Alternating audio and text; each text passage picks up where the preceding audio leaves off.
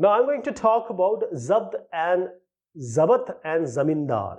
Zabat, Zabt and Zamindar. Now I just told you that in any shasan or any governance, the farmers or the land or the agriculture are the main source of revenue. That is the produce, that is the cultivation they get, the taxes levied upon them, that is the main income. So there was a in-between person. He may be the big person, he may be a local chieftain, sardar, he may be mukhia, headman. So he will take the money from the peasants, they will take the money from all the area which belongs to him, and it will give it to the raja, it will give it to the emperor or to his khazana. Now the in-between person, it may be a headman, local chieftain, or any influential person. They all were called combinedly as Zamindar. I hope you understand from where this Zamindar has come. Zamindar are all the people, it may be headmen, powerful people, local chieftain, who used to take tax from the peasant and then transfer it to the king or the emperor. Now there was Akbar, in royal court we have Todarmal. He is one of the Navratnas. So in Akbar, he was in his royal code, and in royal code of emperor, he was revenue minister, Rajaswa Mantri. Todarmal was revenue minister. Now Akbar told him that, okay, you do one thing. You try to analyze and survey the 10-year, that is 10 sala, 10 year, 1570 to 1580. What was the crop yield? What were the prices? And what was the region they were cultivated?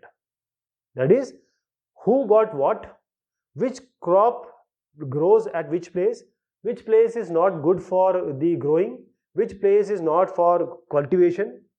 So this is whole survey has to be done, and that is being done by Todarmal. And Todarmal, this is, say, if we have certain crops like paddy, chawal, we have gehu, that is wheat, we have peas, say chana or peas, that is the grams. Now what they did, they went and surveyed every place. For example, this is a place. Now it may happen that somewhere it is chana, somewhere it is gehu, somewhere it is the other one, that is chawal or cotton. Say, let us introduce something else. Now if you see here, there may be some place in this chana area where we have the land is not good, or it is drought affected area.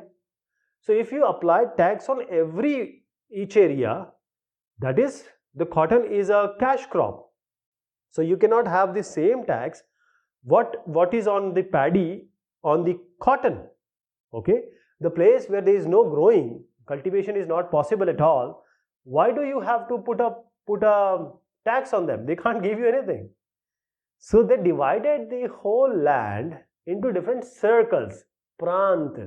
They divided the whole area into different revenue circles, and in every area, I am giving an example like the wheat, like barley, like cotton, or whatever was there, they gave a proper rate. There was a list for each area, like 50 for this, 60 for this, 70 for this.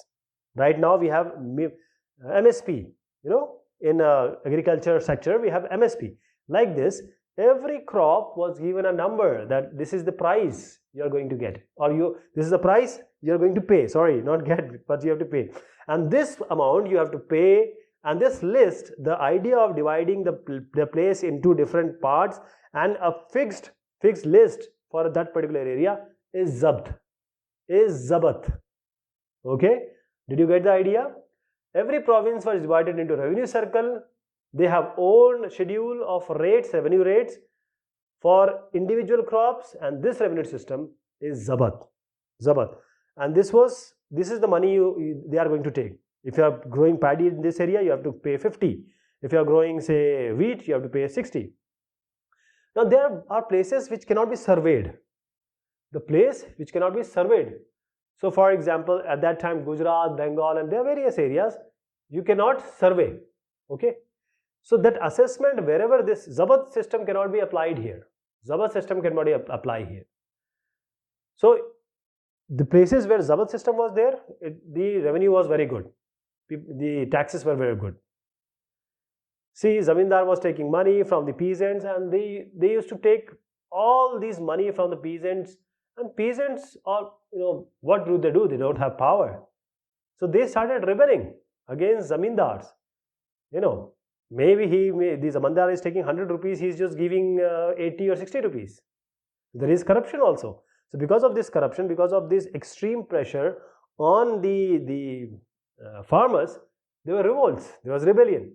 Sometimes the Zamindar and the peasant, they get combined together, and for example, they have same caste, say Kori, and then they will revolt or rebel against the Mughal emperor, especially the local authorities.